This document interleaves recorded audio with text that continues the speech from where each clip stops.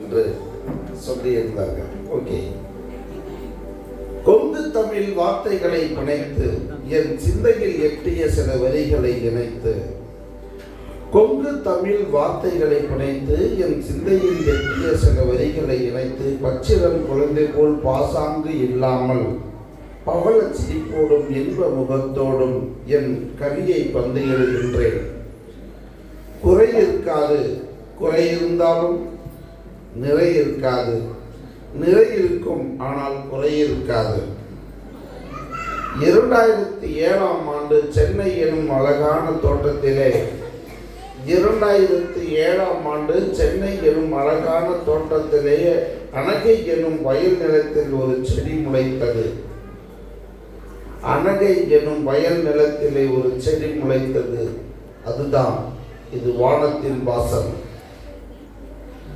சம்பூரண வெற்றியை நோக்கியும் பரிபூரண ஆசீர்வாதம் எனும் இலக்கை நோக்கியும் சொற்ப விசுவாசிகளை கொண்டு அற்பமாய் ஆரம்பிக்கப்பட்டதுதான்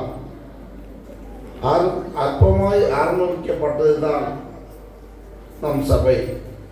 ஓராண்டு சென்றது, செடியோ சற்று வளர்ந்தது. ஓராண்டு சென்ற பின் செடியோ சற்று வளர்ந்தது. அதை அடியோடு பிடுங்க நினைத்தனர் நம் வருங்கால விசுவாசிகள். அப்படி ஈராண்டும் கழிந்தது. மழைக்காற்று தாழாமல் நம் சபையின் மேற்கூரையோ கிழிந்தது. பணத்தை சேர்த்து நம் போதகர் அவர்கள் மெல்ல மெல்ல பணத்தை சேர்த்து கூரை மேய பங்கு கொள்ள ஆத்துமாக்களை தேவன் நினைத்தார். கரங்களை தட்டி கர்த்தரை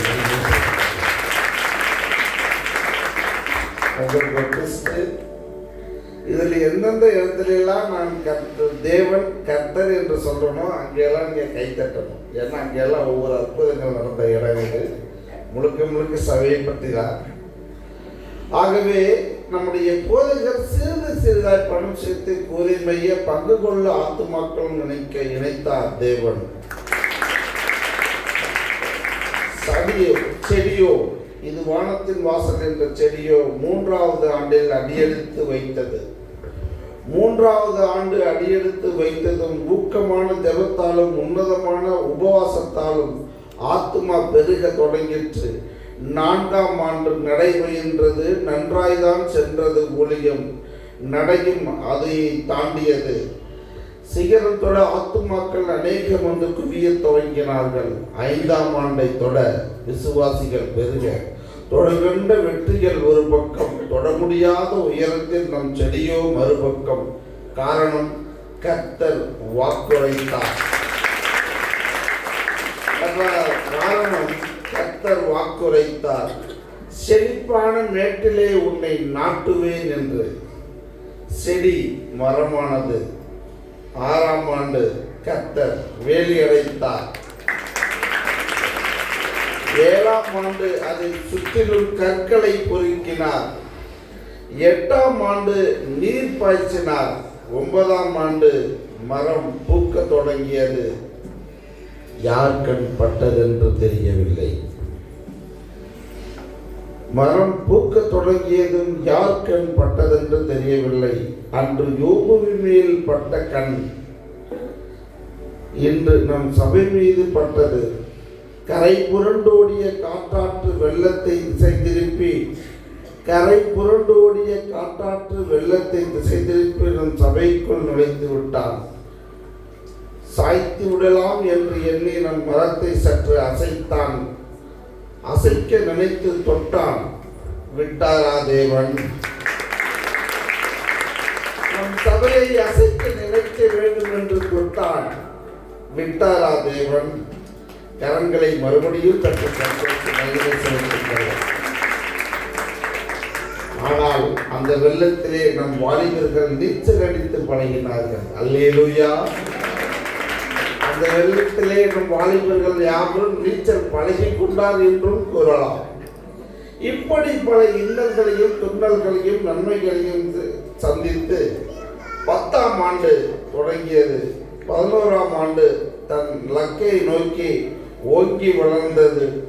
மொட்டுக்களும் பூக்க ஆரம்பித்தது. பூத்த மொட்டுக்கள் பிஞ்சுகளாய் மாறியது. பூத்த மொட்டுக்கள் அனைத்தும் பிஞ்சுகளாய் மாறியது. 12ஆம் ஆண்டு கனமழை காரணமாய் மேற்கூரை அசைந்தது.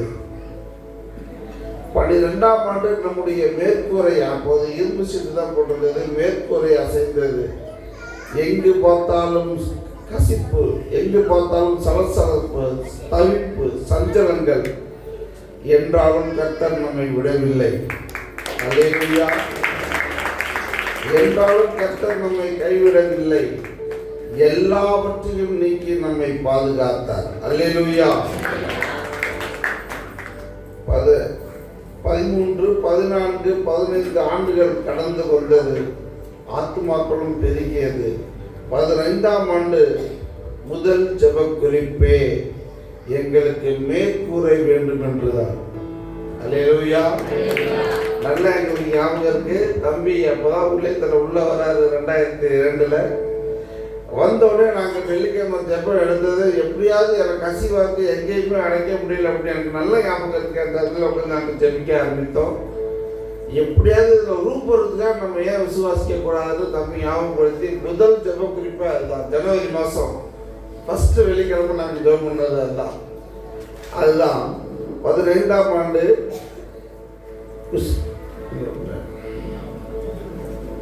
முதல் ஜெப குறிப்பு, எப்படியாவது எங்களுக்கு மேற்கூரை சிமெண்ட் தளமாக போட வேண்டும் என்பது எங்களுடைய ஆசை. கர்த்தர் எல்லாவற்றையும் நீக்கி போட்டு பாதுகாத்தார். 15ஆம் ஆண்டு பங்கேற்பு, ஊழியத்திலே பங்கேற்பு, விசுவாசிகளுக்கு பொறுப்பு என பல பிரிவுகள் அசைக்க முடியாத ஜெபமும் கர்த்தர் கண்ணோக்கினார். கர்த்தர் கண்ணோக்கியதன் பலன்தான் 14ஆம் ஆண்டு பணம் சேர்ந்தது. 17ஆம் ஆண்டு மாபெரும் வெற்றியை கர்த்தர் காண கிருபை செய்தார். 17ஆம் ஆண்டு மாபெரும் வெற்றியை கர்த்தர் காண கிருபை செய்தார். கரங்களை மீண்டும் தட்டி நன்றி செலுத்துங்கள். அதற்குள் யார் கண்பட்டது என்று தெரியவில்லை. யார் கண்பட்டது என்று தெரியவில்லை.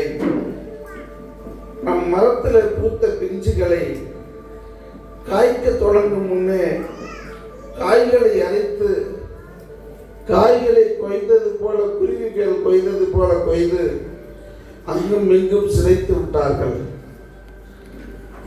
ஒரு புறம் அச்சரப்பாக்கம், ஒரு புறம் கீரப்பாக்கம், ஒரு கூட்ட காய்களை தைலாவரம் என்று பல காடுகளிலே சிதைத்து விட்டார்கள். யார் கண் பட்டதென்று தெரியவில்லை. இந்த சந்தோஷத்தை 18ஆம் ஆண்டு நாம் கொண்டாட வேண்டாம் என்று அவன் எண்ணி இருந்தாலும் கர்த்தர் விடவில்லை.